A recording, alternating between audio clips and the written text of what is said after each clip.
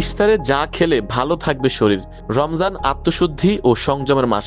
এই সময় ভুল খাদ্যাভ্যাসের কারণে অনেকেই বদহজম, অ্যাসিডিটি, কোষ্ঠকাঠিন্য কিংবা দুর্বলতায় ভোগেন। ডায়াবেটিস, উচ্চ রক্তচাপ, হৃদরোগ, লিভার বা কিডনি রোগে আক্রান্তদের ঝুঁকি আরও বেশি। সঠিক ও পরিকল্পিত খাদ্যাভ্যাস অনুসরণ করলে সুস্থভাবে রোজা রাখা সম্ভব। দীর্ঘ সময় না খেয়ে থাকার ফলে শরীরে বিপাকীয় পরিবর্তন আসে। রক্তে শর্করার ওঠানামা ও পানি শূন্যতা দেখা দিতে পারে। তাই তো ইফতার ও সাহারিতে সুষম, পরিমিত ও পুষ্টিকর খাবার নির্বাচন জরুরি।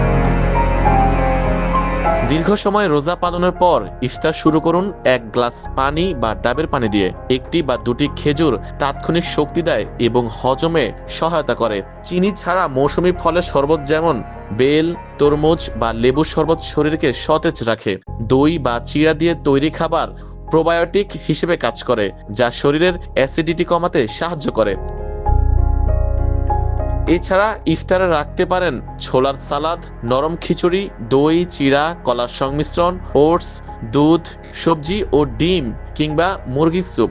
অল্প ভাত বা রুটির সঙ্গে সবজি, ডাল, মাছ বা মুরগি ও ভালো বিকল্প হতে পারে। এসব খাবারে কার্বোহাইড্রেট, প্রোটিন ও ফাইবারের সমন্বয় থাকে, যা ধীরে ধীরে শক্তি যোগায় এবং গ্যাসের ঝুঁকি কমায়। অতিরিক্ত মিষ্টি, শরবত বা ডেজার্ট এড়িয়ে চলা উচিত, কারণ এর প্রভাবে রক্তে শর্করা দ্রুত বেড়ে যায়। দৈনিক দৃষ্টি, নিউজ ডেস্ক।